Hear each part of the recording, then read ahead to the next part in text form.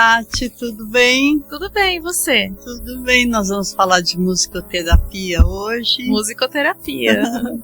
Tati Sbergen-Pina, musicoterapeuta, formada em artes, sempre deu aula de música, aula no coral, sempre nas artes, né, Tati? Sempre, vida toda. E super experiente também com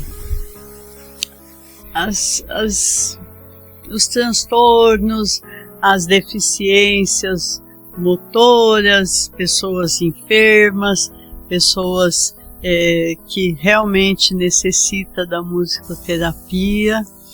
Me fala, o que a musicoterapia cura?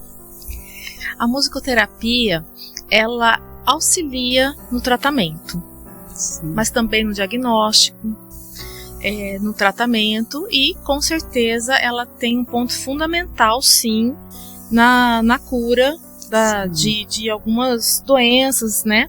Mas sempre colaborativa. Ela é muito interdisciplinar. É uma terapia que acompanha outras terapias ou auxilia mesmo os médicos, e aí depende muito do caso, né? Ela tem uma abrangência muito grande, desde a parte mental, mas também a parte física, motora, enfim, é uma infinidade. Sim. E o que é a musicoterapia para quem não conhece? A musicoterapia, ela é uma ciência. Sim.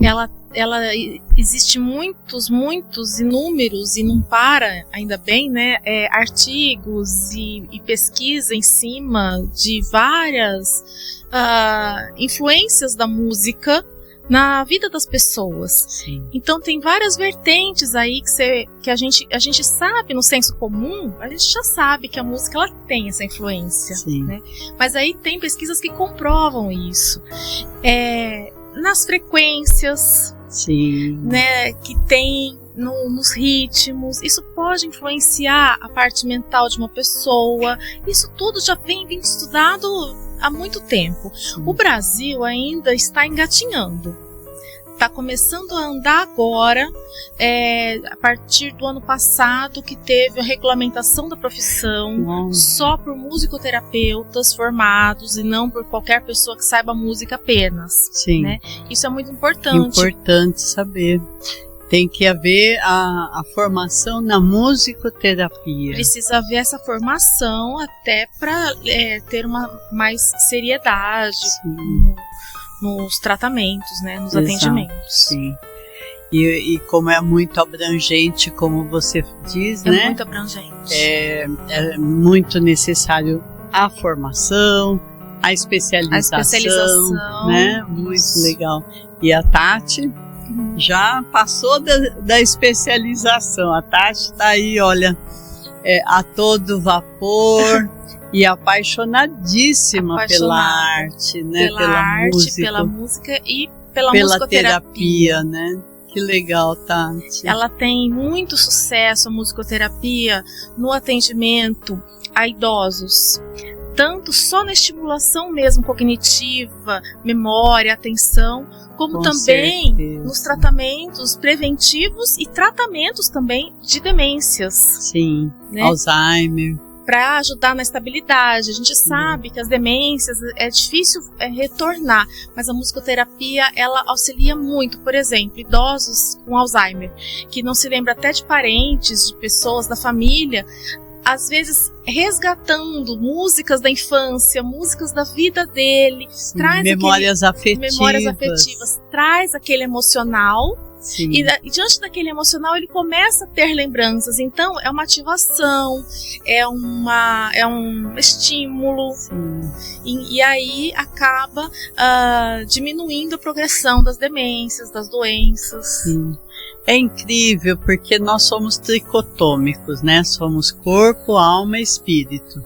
Então a música ela é tão penetrante e ela entra mesmo nessa questão da alma, do afetivo, da afetividade, e mesmo que a pessoa esteja na UTI inconsciente, a sensação que a alma recebe quando escuta aquela música que a pessoa era apaixonada,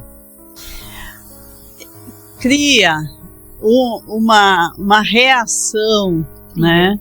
Que as pessoas ficam assim admiradas quando estão ali visitando na UTI e há esse trabalho da musicoterapia ali, porque realmente a pessoa vê, né, a reação do paciente mesmo ali em estado de coma. Isso, nós somos biopsicossociais, né? E a musicoterapia, ela abrange o ser de uma forma integral, total. Então, por exemplo, você escuta um ritmo, de repente seu pezinho tá lá, quer dizer que instintivamente você já está participando daquela música de alguma forma, daquele som, que às vezes não precisa nem ser uma melodia, pode ser só um ritmo. E a parte emocional, ela marca momentos da vida, desde antes do nascimento, sons, né?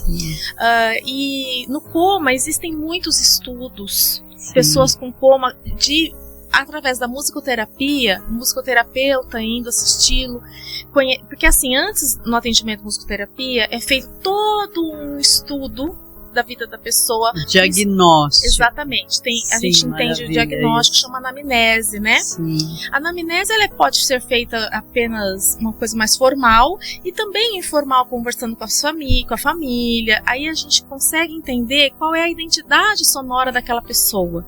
As músicas que ela mais ouvia antes de entrar no estado de coma, os sons da vida dela, os lugares que ela viveu, porque se ela viveu mais no interior, perto de fazendas, assim, os sons do ambiente, a paisagem sonora é uma. Se ela vivia em cidade muito movimentada, a paisagem sonora é outra. Então tudo isso influi nos atendimentos. Então a gente faz um bom estudo, uma boa anamnese antes de qualquer situação.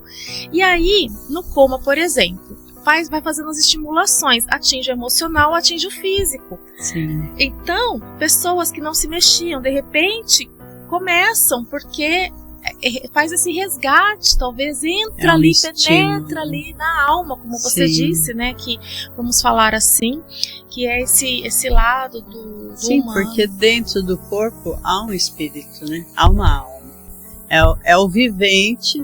É o vivente. É o vivente, né? É o vivente. Então, de repente, quando vai um estímulo que tem muito a ver com esse espírito, com essa alma da pessoa, vai criar estímulos, né? E aí vai para o físico. Vai para o físico. Neurologicamente, né? Todo o corpo. E essa questão da frequência é uma coisa assim maravilhosa, né? É muito interessante. Tem estudos mesmo científicos. Muitos estudos. Com relação à frequência, né? Sim. As pessoas que praticam meditação, por exemplo, o fato dela entrar numa frequência muito mais baixa do que o audível humano, né? Do que o que um humano pode escutar, perceber, ele às vezes consegue entrar num padrão de frequência. Isso é importante porque acaba facilitando a plasticidade cerebral. Sim. Então, se você está com deficiência em algum aspecto, ela acaba equilibrando. Ela faz a plasticidade. Então, ela acaba... Na verdade, a música, ela é uma arte. Porque ela faz parte da arte, né? Sim. No meu entendimento, ela sempre fez parte da arte. Ela é uma arte que ela consegue isso com muita precisão. Essa plasticidade cerebral. Sim. E isso é importante em todos esses aspectos. Tanto no envelhecimento, né, nos idosos, como para neurodivergentes. Sim, autismo. Né?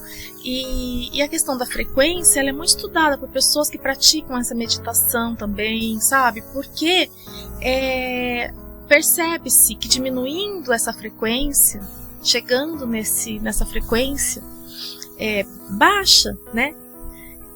A plasticidade cerebral ocorre de uma maneira mais natural. É aquela situação, vamos trazer isso para a prática, vamos supor, é aquela situação assim, não sei o que fazer sobre esse aspecto. De repente você para, meditar não é você ficar pensando no assunto, não, é você deixar de pensar um pouquinho, aí você, de repente, vem, né, aquele insight, nossa, era isso. Sim. É por quê? Porque houve essa plasticidade cerebral, você teve aquele momento de pausa, que trouxe, então, trazendo para nossa prática do dia a dia, para o senso comum nosso aqui, é assim que funciona. Legal. Então, é muito interessante. E também para o cognitivo, vamos supor, uma criança com síndrome de Down, por exemplo, ou mesmo o autismo e outros transtornos também, a questão do cognitivo, através da música, você vai criando estímulos cognitivos também, né? Sim. Na musicoterapia. Na sessão que você está ali já diagnosticado o seu paciente, né? Vamos dizer que é um paciente, né, Tati? Sim, um paciente, cliente. Sim. A gente chama assim. Sim. E daí você vai, então, se é uma questão de estimular coordenações motoras, né?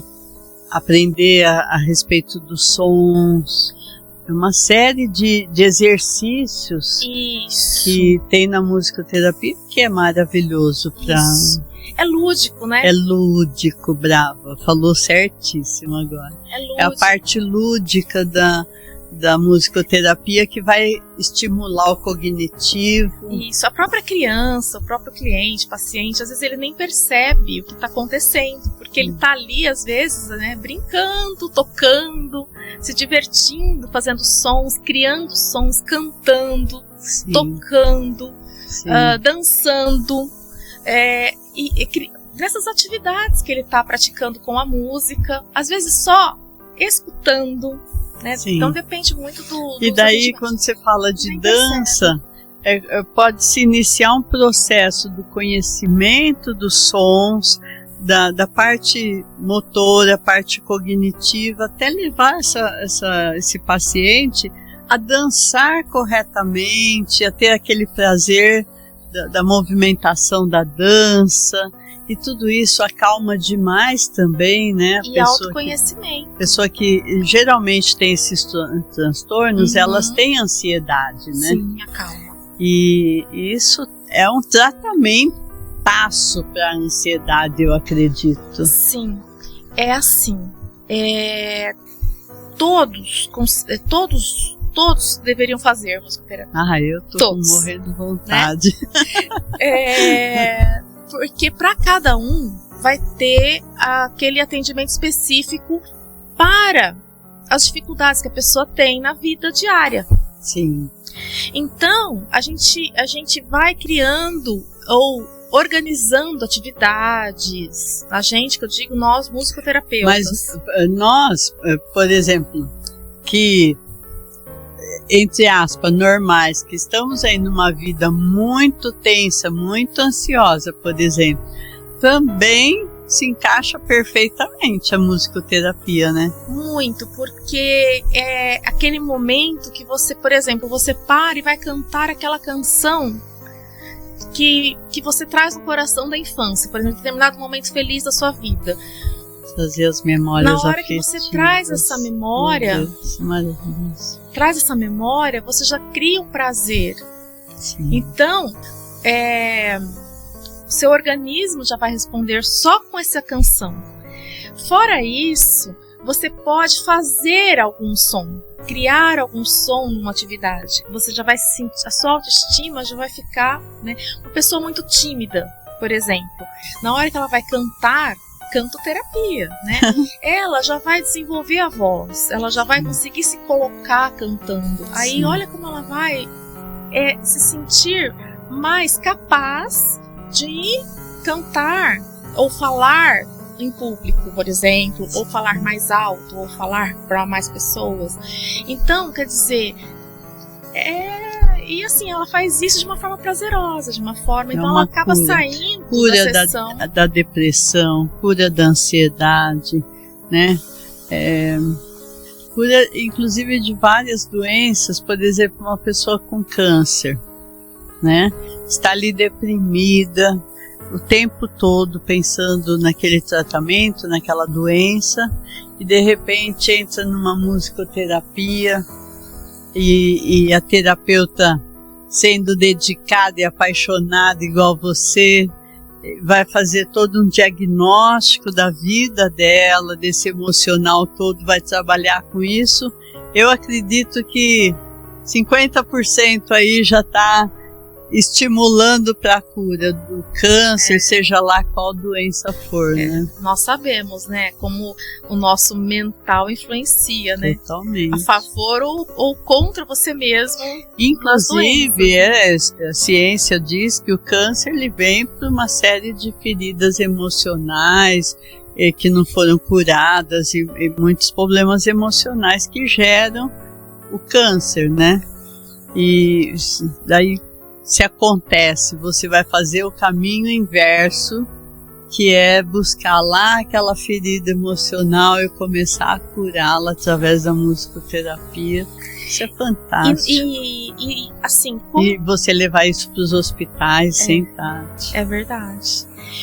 Os sons, eles influenciam dessas duas maneiras, né? Então, num câncer, por exemplo, tem a parte emocional, mental, para ajudar o paciente, o cliente, se fortalecer mentalmente para enfrentar os problemas. Sim.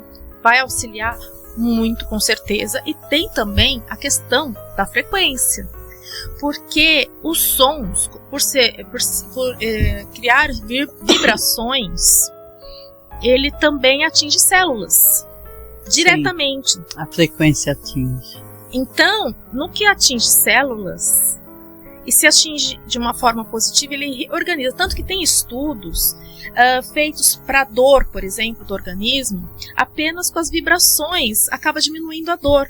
Sim. Vibração, por exemplo, de um diapasão. O diapasão é um aparelhinho, 2 ferrinhos que a gente bate, faz o som Lá. O Lá 440 Hz, né? Que é a frequência.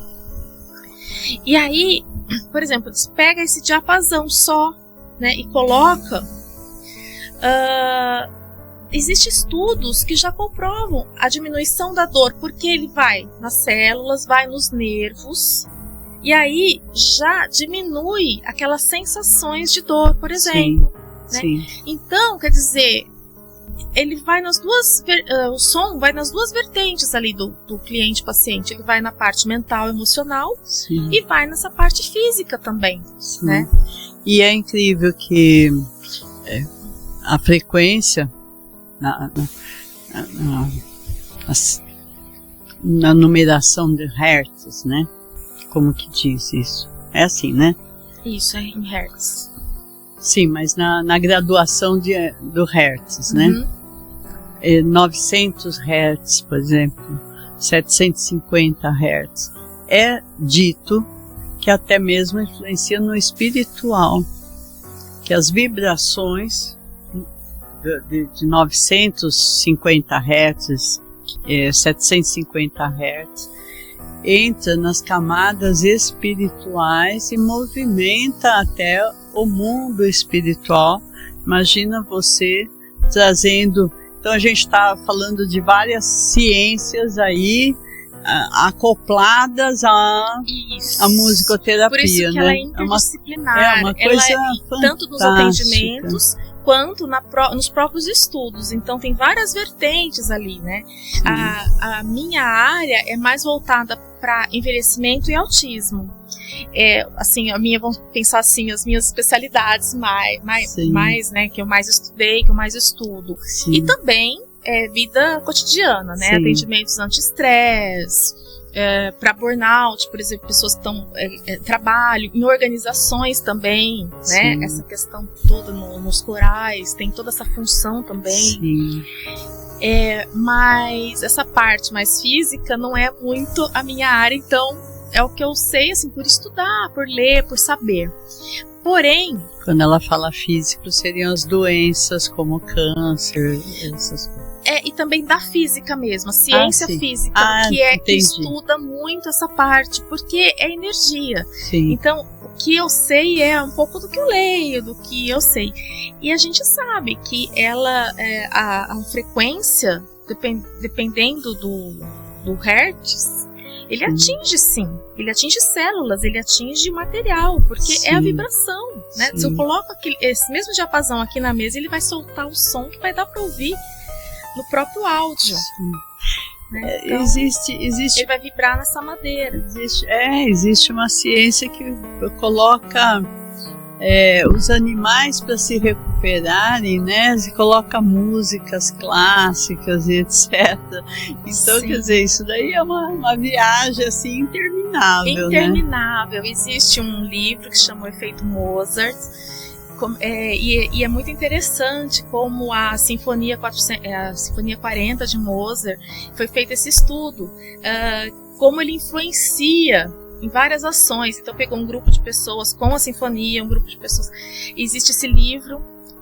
Esse estudo é uma coisa, o livro é outra. Acho que eu falei de uma forma que ficou meio, né? Então tem o efeito Mozart, que é esse efeito que a música de Mozart causa. Sim. Né? Para mim, eu vou dizer. Agora tem outro com a música barroca, né? Sim. E aí, quer dizer, a música de Bach, Vivaldi, e ela muda o teu estado cerebral, né? Isso a gente sabe na prática, né? Sim. Como a gente às vezes está com sono, cansado, você põe uma música, de repente você se anima. Ou ao contrário, você coloca uma música, de repente você se acalma. Sim. Ou de repente você põe uma música, você chora. Então isso a gente percebe já no nosso dia a dia, na nossa vida. Mas existem muitos estudos mesmo científicos de como essas coisas vão acontecendo, é muito abrangente. Legal. Me conta como que seria a sua terapia para o autista. Qual faixa etária que você mais trabalha? Não tem faixa etária? Não tem faixa etária. Tudo vai depender das ferramentas, dos procedimentos que a gente vai escolher ali para utilizar com aquele cliente diante daquela anamnese. É que no autismo existe algumas linhas que são comuns. Por exemplo, as dificuldades que eles têm, nenhum autista é igual ao outro. Não é igual. Todos são diferentes. Então a gente tem que fazer um estudo, anamnese, da mesma maneira, porque uns têm dificuldade de uma forma, outros têm de outra. Mas em geral, há muita dificuldade na comunicação, expressão. Sim. E então, nessa parte, e também na parte de fala, né? E não é fonoaudiológico, não é físico. Sim. É a parte de fala, de organização mental mesmo, para conseguir reproduzir aquilo que ele está sentindo ou pensando. Exato. Então, a gente trabalha nessa linha, buscando, geralmente, tá? Mas não é todos. Tem alguns que a gente vai para outros caminhos. Então, a gente vai estimular a comunicação. E aí que a gente traz atividades, ferramentas, através de atividades, enfim. Que a música ela pode ser assim, ela pode ser trabalhada de várias maneiras, né? Como eu falei, cantando, tocando. Depois poderíamos pegar algum vídeo seu trabalhando com esses instrumentos e colocar no meio dessa entrevista do nosso podcast. Podemos, né? então. Que vai ilustrar, inclusive, né? E pode trabalhar, e aí a gente vai trazendo. Então, por exemplo, o autista não verbal, aquele que não fala. É muito interessante a comunicação que a própria música já vai criando ali naquela relação do musicoterapeuta com uma criança, que geralmente é criança, né? Mas pode ser qualquer faixa etária, com aquele paciente. Então, essa relação também é muito importante. Tem que ter muita confiança, né? Tem que se estabelecer ali um vínculo. Sim. Sem esse vínculo, a terapia não acontece. Eu acho que isso acontece em todas as terapias, né? Tem que haver esse vínculo também. E aí vai criando essa comunicação através da música, através dos sons. E aí vai trazendo, isso já vai estimulando. E aí vai trazendo para o verbal. Tem outro lado que é a organização mental do autista. Às vezes ele é muito sensível a estímulos. Ele tem os sentidos às vezes muito apurados. Por exemplo, ele tem um ouvido muito absoluto e muito sensível, né? Então, como que a gente vai fazer ali para que ele consiga lidar com essa sensibilidade? Num shopping, por exemplo, tem muitos sons vindo de vários lugares, para aquilo não gerar crises, porque as crises do autista é diferente de uma birra. Uma birra porque uma criança, por exemplo, uma faixa etária de birra, aquela criança, a gente tem que distinguir bem isso também, sabe? De um autista é por excesso de sensações, né? Irrita, dá uma irritabilidade gigante. Isso. Por causa da sensibilidade dele. Exatamente, aí ele tem crise. Inclusive, é legal. É porque quer alguma coisa, não conseguiu, então não sabe lidar com aquela frustração. Então, quer dizer, são duas coisas distintas. Em ambos os casos, o ideal é não ir para uma agressividade com a criança. O ideal é você falar, não, ser firme, né? Não, você não pode ganhar isso hoje, isso é uma birra. Isso é birra. E com o autismo, você tem que tirar daquela situação ou deixar, até ele se acalmar,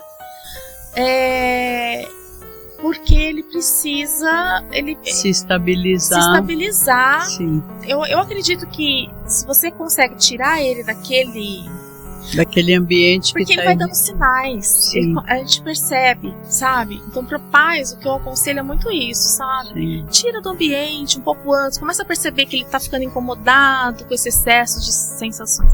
E aí, na musicoterapia, o que a gente faz? A gente vai criando como ele mesmo ele vai se conhecendo também, porque tem um autoconhecimento, né? Sim. Ele vai conhecendo os limites dele. E aí ele vai aprendendo a lidar também com essas situações. E ele expressa, né, aquela alegria, assim, de repente aquela surpresa.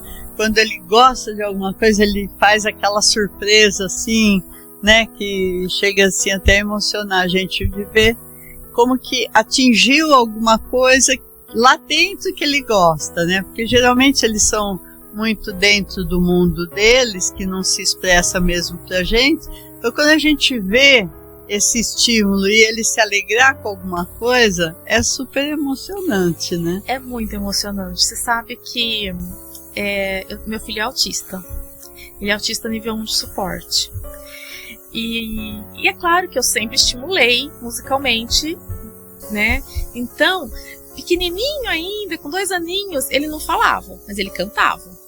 Olha só. Foi muito engraçado. E então, por quê? Porque esse estímulo, eu acredito que tenha ajudado ele a ser nível 1 de suporte hoje, de ter uma certa autonomia, né? Inclusive, o que o bebê escuta de música, quando a mãe tem essa musicalidade, como você, né, que toca instrumento e canta sempre e tal, quando escuta na gravidez, o bebê já nasce sentindo falta não só da voz da mãe, mas como da música também, né? E aí ele me surpreendeu, porque eu estava dando aula numa escola em que ele estudava. E aí É importante falar que a Tatiana, ela é professora de artes também. Isso, e a música, ela está na arte, ela é uma das linguagens artísticas. E trabalhou com muita classe que tinha inclusões, né? Muitas inclusões. Então, e aí a gente criou, os alunos que quiseram, e eu acabei auxiliando, a gente criou o Show de Talentos. E a minha surpresa foi que o meu filho, no 9º ano, na época, ele se inscreveu sem falar nada no Show de Talentos, foi lá, cantou, dançou, tem ouvido absoluto, a plateia, e assim, eu não sabia se eu ria, se eu chorava, se eu ficava feliz, triste, eu não sabia o que eu fazia ali, eu fiquei assim, sem reação, porque foi uma coisa muito emocionante. Porque o que eu vi ali?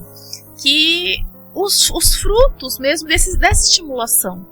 E você vê quando ele eles não fala gostam. Estudar, ele não fala assim, eu não vou estudar canto, não vou estudar. Ele não para estudar. tocar uma música. Eles não param, a não ser que tenha aquele foco, hiperfoco naquilo. Aí, com certeza. Mas o hiperfoco dele não é a música. Porém, eu vi os frutos ali, dessa parte dele conseguir lidar no social, porque ali tinha o quê? 600 adolescentes, pré-adolescentes, crianças assistindo ele, e ele, de uma maneira uma escola grande, muito tranquila, cantou para todo mundo, e todo mundo vibrou com ele ali. Mas porque entra tanto na alma da pessoa, que ela gosta tanto, que verbalizar isso para eles é uma alegria, né? É uma certeza tão grande que aquilo é bom, né? Então, você vê, é uma experiência que eu passei de vida que eu achei muito interessante. E... Aliás, eu acho que a música não tem quem não se agrada, né? A música, ela sendo trabalhada dentro daquele ritmo que tem a ver com aquela pessoa, né? Aquela melodia que toca na alma da pessoa, não tem quem, né? A planta, o passarinho, o animalzinho, o velhinho, o jovem, a criança. Nietzsche, né, que disse que sem música a vida seria um erro. E eu acho assim, a arte, tá? Não é nem a música só. Eu acho que a arte traz isso. Tanto que tem estudos também voltados para médicos. É até engraçado, médicos aconselhando ir ao museu. E aí os artistas mais depressa, né, começaram a estudar, não só artistas ou pessoas que são assim apaixonados pela arte. E aí começou a haver vários estudos em torno disso também. Como você apreciar uma arte, o apreciar, ele não é dar julgamento de valor. Por exemplo, assim, eu gosto ou não gosto apenas. Não é isso. O apreciar é observar, fazer a leitura, entender o que saber que um outro ser humano fez aquilo e que ele é diferente de você, porque você talvez não faria dessa forma. Aliás, você não faria dessa forma nunca, né? Porque não existe uma arte igual a outra. A criatividade é única, é exclusivo de cada um. Então, ir ao museu, apreciar obras diferentes, sair também da sua caixinha, né? Ir para outras caixinhas, né? Para conhecer outros universos. A arte, ela leva... Sair para a natureza. A natureza tem sons em tudo. Perguntam-se, a arte serve para quê? Peraí, a arte, ela está junto com o ser humano. Surgiu o ser humano, já surgiu a arte. Não aquela para você fazer, para vender. Não, mas ela está, né? Os sons, natureza. O visual, natureza. Então, quando se estuda a arte, começa a se estudar desde a pré-história mesmo. Os desenhos, lá nas pedras. Começa a estudar os sons. Você vê que a linguagem começa lá no... começa lá. A arte, ela veio antes das palavras, do verbal, né? Ela veio antes. A arte então é uma linguagem. E essa linguagem, ela pode ser por meio de sons e música. Essa linguagem pode ser visual. N técnicas existem visuais, né? Sim. O que pode se transformar em arte? Tudo. Né? Existe também um mercado? Existe. Mas não é esse o nosso foco, né? O nosso foco é a arte como terapia também. E você sabe que recursos da própria arte-terapia, a arte-terapia também é uma ciência, também é estudada, mas a arte-terapia, ela tem um foco maior no mental, na saúde mental.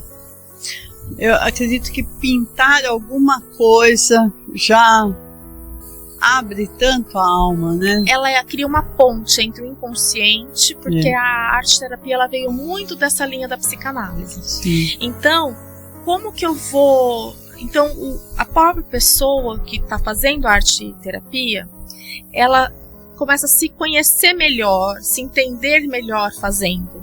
Sim. E o arte-terapeuta, no caso, ele vai conduzindo a pessoa para chegar naquele autoconhecimento mais profundo, porque ela traz ali o próprio inconsciente de uma forma que a gente, às vezes, no consciente, a gente não consegue. Então, essa é a linha da arte-terapia.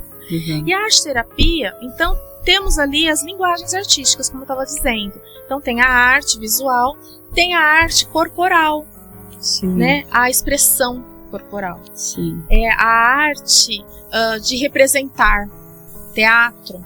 Sim. Temos a arte de se movimentar, a arte do movimento. Sim. E nessas raízes é que se trabalha em terapia. Porque, por exemplo, na dança, são os próprios movimentos das pessoas. Exato. Né? Laban é um estudioso, ele estudou, muito interessante, que ele foi estudando os próprios movimentos das pessoas. Então, a fluência de um movimento, né? Se o movimento é rápido ou lento. Se a gente consegue ali compor uma dança só com esses elementos fundamentais. Exato. Né? Se é rápido, lento. Então é muito interessante. Os ritmos. É maravilhoso. Tati, vou te chamar de Tati. Tatiana, me fala uma coisa. Para a escola, a musicoterapia nas escolas, me conta como que isso é necessário hoje, principalmente hoje. Olha, eu acho que seria fantástico, porque a musicoterapia, ela conseguiria... Eu digo hoje porque existe a influência das telas para as crianças, existe a ansiedade nas crianças, existe uma série de coisas hoje para os infantis, para as crianças, que não havia quando, no meu tempo, a gente saía descalço para jogar bola na rua. e ficava subindo no pé de manga para pegar a manga e ir lá pegar a jabuticaba e brincava na lama quando chovia. Enfim, não temos mais normalmente, né, essas crianças fazendo essas atividades. Então é necessário a musicoterapia nas escolas. Muito. Em conjunto. E eu vou dizer o que eu penso sobre isso, só que antes eu vou fazer um parênteses aqui. É importante a gente sempre diferenciar a musicoterapia da educação. A arte, em geral, na educação, ela tem esse foco. Então ela tem ali competências e habilidades que serão trabalhadas com as crianças no ensino fundamental e médio, né? De uma forma... Sim, tem muitas habilidades e competências que são trabalhadas dentro da base nacional curricular. Então, isso, Brasil e em todos os países, tem essa arte como no currículo das crianças. Isso é uma coisa importante. E ela é professora, inclusive. Isso é um foco, é um objetivo, né? Outra coisa é a musicoterapia ou a arte-terapia, digamos, mas a musicoterapia, no caso, que é ao meu lado. Acredito que seria interessantíssimo, importantíssimo, um musicoterapeuta numa escola. Por que motivo? Socialização. A musicoterapia, ela conseguiria criar momentos de interação e de integração entre alunos e alunos, idades diferentes, idades iguais, professores e alunos, funcionários e alunos, e criar sessões grupais que seriam, eu acredito, de uma riqueza de aprendizado e de socialização mesmo. Sim. Então eu acredito numa socialização fundamental. Entra até a afetividade aí, né? Afetividade, com certeza. Lindo. Não tem como. Porque um se reconhece no outro como humano, né? Sim. Nossa, já pensou todos cantando a minha música de infância? Minha música preferida? Sim. Olha só. Sim. Que arrepia. Sim. Aquele arrepio. É afeto, é emoção sendo trabalhada ali. Outro aspecto é a parte da ansiedade. Exato. Que seria um momento... Por exemplo, na musicoterapia mesmo, às vezes, se você pega um tambor e começa a tocar, é quase uma catarse ali. Sim, verdade. Né? Sim. Então, você acaba se colocando de uma maneira que você se liberta. Extravasa tudo. Outro aspecto, ainda importante, é a estimulação para o cognitivo. Porque existem muitas atividades sonoras, rítmicas principalmente, Sim. que você tem que trabalhar atenção, foco, memória. E coordenação motora. Eu sou descoordenada. Coordenação motora. Então a gente pode fazer uns exercícios, umas atividades musicais que começa devagar, começa lentamente, começa com poucos elementos, vai colocando mais elementos. Então, mão, né? Não passa pra cá. Passa lá. Isso, né?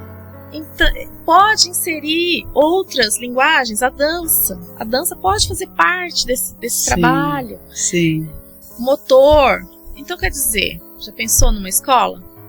Eu acho que seria rico, inclusive para os próprios funcionários e trabalhadores da escola, para criar um laço maior, uma afetividade, Sim. um vínculo. Exato, sim.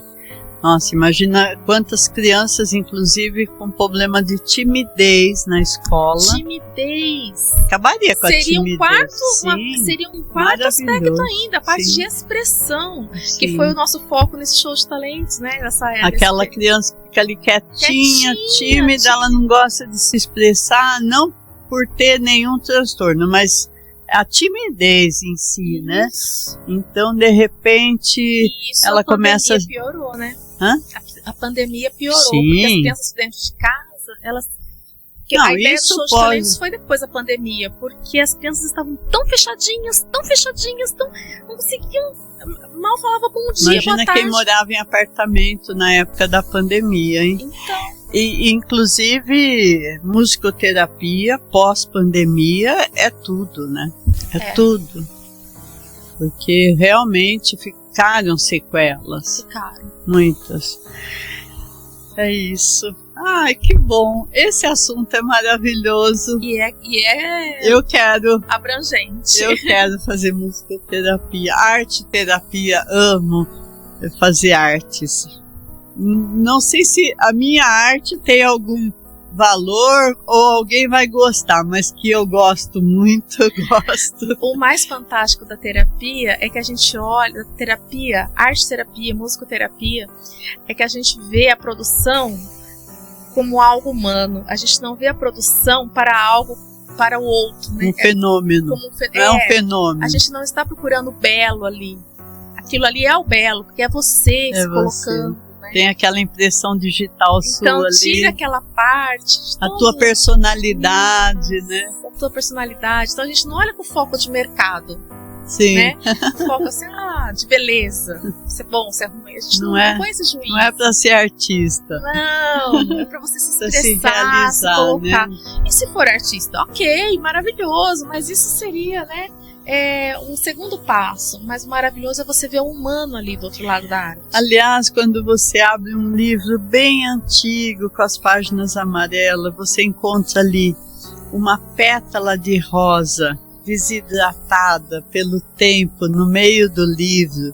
Aquilo tem uma expressão de época, não é da sua época, mas é da minha, que eu vou dizer para você, aquilo era uma coisa romântica demais. A gente guardava a flor que a gente admirou ali, que achou bonita, guardava no meio do livro e punha na estante. Aquele livro ficava ali fechado por tanto tempo. Quando você abre e você vê aquela flor desidratada pelo tempo, você lembra uma memória. Então, isso tudo o ser humano precisa resgatar com terapias, com pessoas apaixonadas por essas estruturas fundamentais da alma, do espírito, do corpo e de tudo que somos, né? Gente, é maravilhoso esse assunto. Tatiana Sberg Fina, onde que o nosso público te encontra? Nós vamos colocar aqui o seu Instagram, seu contato, porque é uma pessoa super preparada para a terapia, com a música, com a arte, e uma pessoa maravilhosa.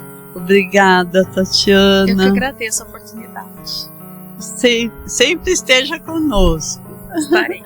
Se você gostou, curte, compartilha, se inscreve em nosso canal.